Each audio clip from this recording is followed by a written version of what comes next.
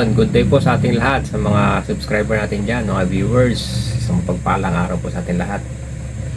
So, ngayon po, meron tayong gagawin. Hammer type suppressor. Yan. Barrel ito, maigsi lang 18 inches lang barrel nito. Ito nga pala ay unit ni Sir Leo ng Palawig, Sambales. So gagawin natin siyang papalitan natin yung tangke. Gagawin natin siyang PCP. Pinapagawa niyang PCP ito. Yan. Ganda ng pintura, kinis. Pero babagoy natin, puputol. Sabi ko nangihinayang ako kung sirain yung ba't putulan ka ako.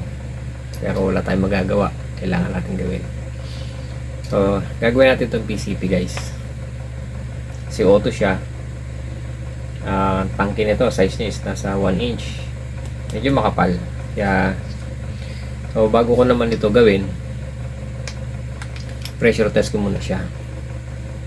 Actually ginagamit niya na to sa so siguro kahit hindi natin pressure test, kasi kinakargahan niya to ng 2,000 itong tangke niya, wala namang problema. Tsaka pinanggawa niya makapal, kaya okay lang na gawin natin siyang kahit di na natin baguhin, di natin palitan tong tangke, okay lang. So medyo mataas din kasi ginagamit yung pressure. Pero pag ginawa natin, syempre bababa tayo.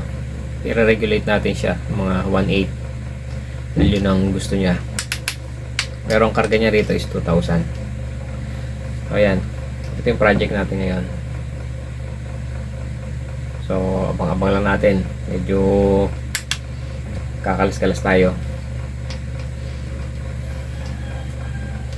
Ito siya, ganda, hammer type.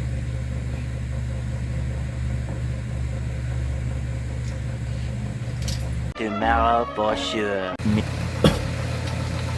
So guys, ito na yung ito na yung unit na ginawa natin na CO2.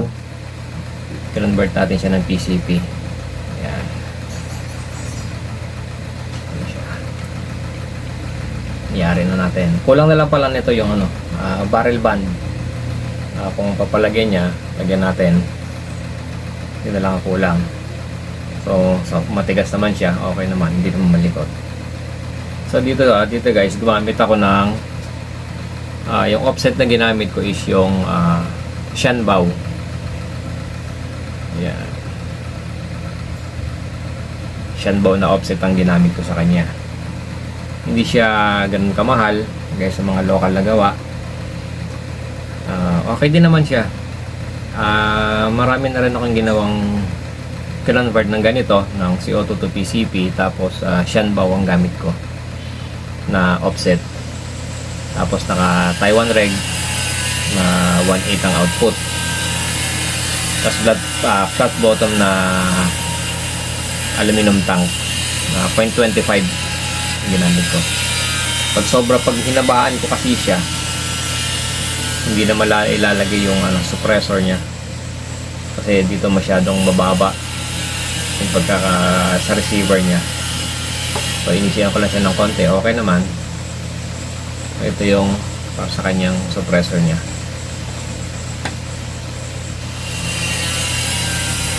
Ayan. Ayan siya. Ito yung dati, gumawa ko ng bagong pinalitan ko siya ng suppressor na mas malaking diameter, mas mataba. Ito kasi payat lang manipis lang siya. Nasa lang ito, 1 and 1/8 lang, 1 and 1/8 lang yung diameter nito. So pinapalitan niya ng medyo mataba ng konti. Yan. Pero yung size halos parehas lang ng haba yan, kasing haba din sila. Yung diameter lang nitong tube nya, yung binago, nilakihan ko. So yun, okay na siya. Na-test ko na rin, okay naman ang groupings nya sa 20, 25, 30 yards, 35, okay pa rin siya, ganda pa rin. Yan, tapos yung chikras nya adjustable.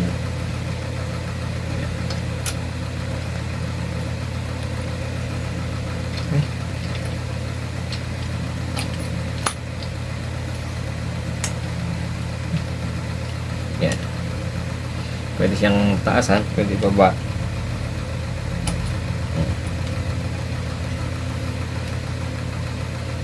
Okay na okay siya. Yan. Malapit na tong kunin. Baka bukas pick upin na to. Ayan. Ito yung unit ni Sir Leo ng Palawig, Zambales. Yari na siya. Yan. So yun po. Hanggang dito na lang po tayo. Salamat po sa panonood. Pagsuporta sa akin channel. Sa mga viewers at mga subscribers natin dyan. Shoutout sa mga tropa natin na naniniksay, naghahunting, sa mga hunter, sa mga tropa rin natin na nagdi-DIY, gumagawa ng mga laruan. Ingat po tayo palagi sa mga ginagawa natin. Yun, shoutout po sa ating lahat. Ingat po tayo lahat palagi. God bless po. Maraming salamat po sa panonood. Salamat.